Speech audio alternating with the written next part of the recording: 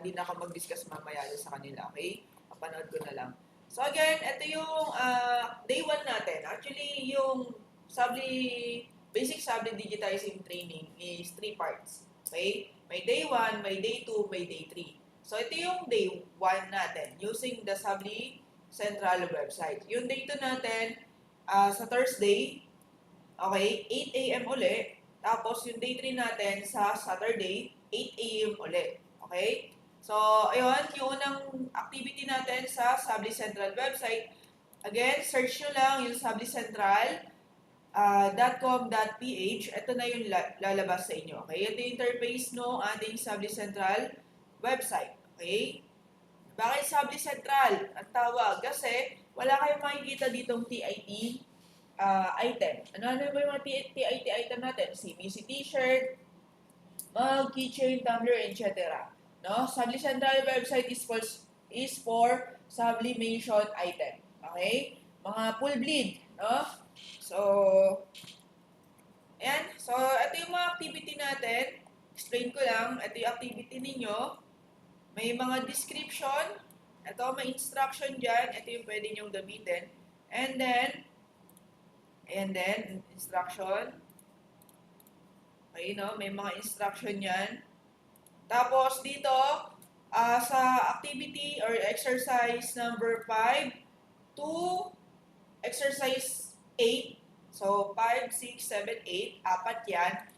Ang gagawin nyo guys is, merong get file dito.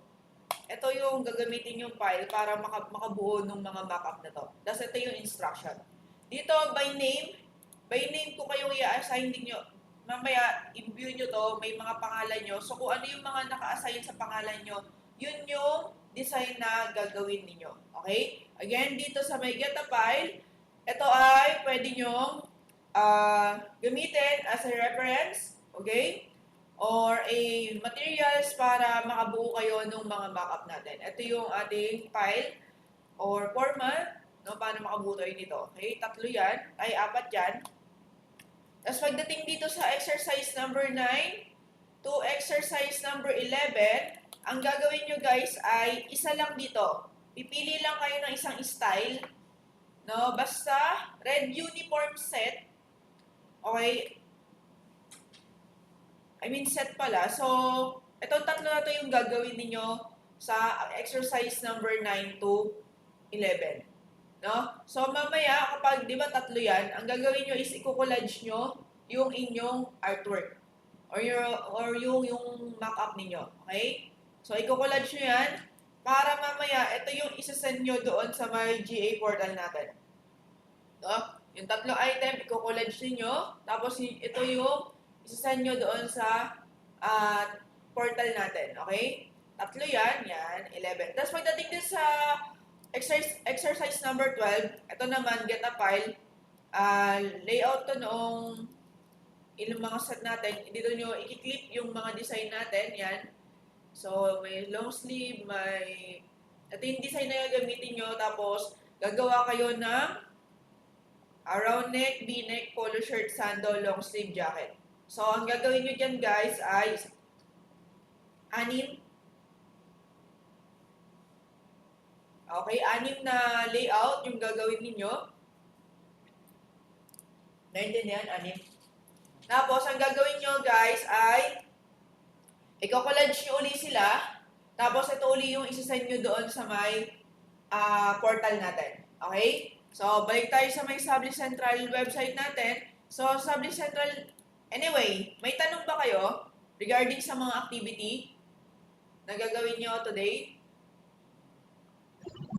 Ma'am, yung dito sa exercise 12, ma'am, isang design lang ba yung ma'am? Sa round neck, v-neck, same design ito? Exercise saan? Oo. Isang design lang yung gagamitin ninyo. Basta layout nyo is ito, round neck, v-neck, polo shirt, sandal, long sleeve, and jacket. So, ito yung layout na gagawin ninyo, 6. Pero isang design lang. Pero kung gusto nyo gumawa ng ibang design, pwede naman. Pero meron kaming pinrovide sa inyo na para mas mapadali kayo. Okay? So, yun. Okay, may tanong pa? Regarding sa activity na gagawin, may tanong pa? Wala na? And then, dito naman tayo sa Subli Central website. So, kailangan nyo guys dito mag-register muna para magawa kayo ng account. So, username, password, confirm, personal email address, barangay, kahit, for example, Malabon. Malabon City na lang yung ilagay ninyo. Okay? Tapos, I agree, tapos submit.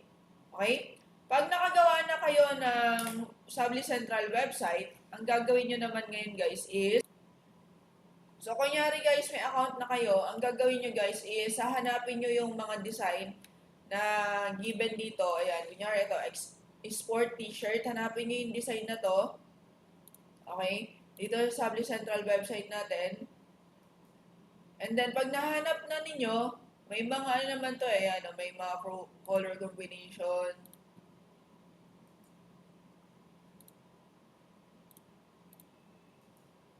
Bagal yung internet. Ayan, kunyari red. Pag naklik nyo yung red, lahat ng type of sa red lilitaw, lalabas. So, kunyari mag-mock up na ako. And then, start design lang natin. Pag nag-start design kayo,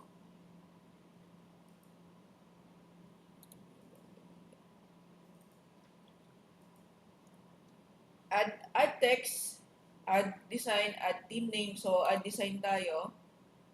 Tapos, sublimation yung type of print na gagamitin kasi sublimation lang yung applicable dito.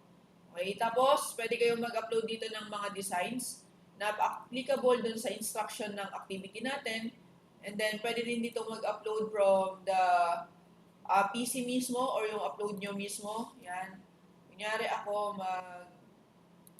mag-design lang ako dito. So, click ko lang. And then, lalabas dito yung design. So, ayan, nakita nyo yung design, kulay black. Pwede nyo i-change color dito yan.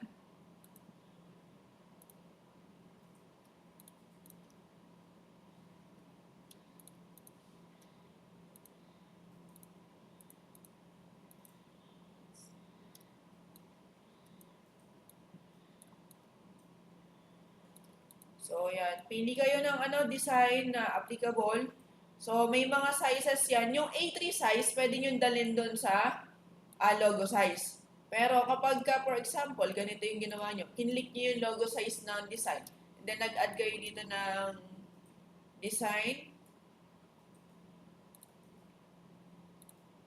Nakita nyo to? Nasa logo size, di ba? Hindi nyo siya pwedeng dalhin doon sa A3. Kasi nawawala. Ayan o, nawawala siya. So, ito, pang A3 lang, pang logo lang, and then resize lang natin. May size guide naman kayo. And then, after that, pwede kayo maglagay sa likodan. Pwede din naman dito as your reference. Ayan, select yung fabric na gagamitin, and then yung style na gagamitin. Ayan, so pwede. And then, after that, kapag nakapag-mock-up na kayo, preview nyo. Kapag nag-preview kayo guys, ito ngayon yung i-screenshot nyo. Screenshot nyo, tapos dito sa may face-to-face control S nyo lang. Tapos, ito na yung ilalagay nyo doon sa may website natin. Okay? So, ito yung ilalagay nyo doon sa may website natin mismo.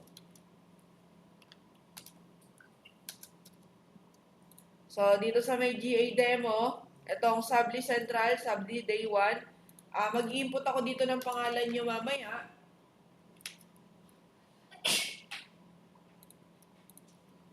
Ayan. And then, for example, di ba nakapag-screenshot na kayo? Pag nakapag-screenshot kayo, click nyo lang to and then choose file kayo dito. Tapos, hanapin nyo yung screenshot nyo artwork nyo, then upload. Make sure na screenshot para hindi kayo mahirapan mag-upload kasi pagka ibang file lang gamit, mahirapan kayong mag-upload. So, ayan, naka-upload na tayo ng isang activity. Yung sinasabi ko ngayon, dito sa may activity 8, 9, 10, di ba tatlo yung hinihingi dyan? Ganun yung gagawin nyo, i-collage nyo muna, tapos screenshot nyo, tapos doon pa lang kayo mag-upload. Okay? May tanong? So, again, tas after nun, pag-upload na kayo sa activity nyo sa ating system, ang gagawin nyo naman ngayon guys is, isa-save nyo yung layout ninyo. So, pagka sinave nyo yung layout ninyo, lalabas dito yung pangalan ng activity na isa-save ninyo. For example, activity number 1. So, isave nyo lang. Ako kasi hindi ako makapag-save kasi wala akong account na nilagin. Okay? Hindi kasi mag-login yung account ko kanina. Ang purpose ng pag-save, guys, is para mabalikan nyo yung mga artwork ninyo, no, na nasa save doon sa Sabli Central, just in case na you want to edit it, you want to give a reference to the customer. So, pwede nyo siyang ipakita sa mga customer ninyo, okay? So, yon, ito yung interface or ito yung kung paano natin gagamitin yung Sabli Central website. Okay? So, may tanong. Again, preview. And then save your design to. Tapos ito, add to cart naman. Ibig sabihin, gusto nyo nang i-check out yung account ninyo. Yung layout na ginawa ninyo.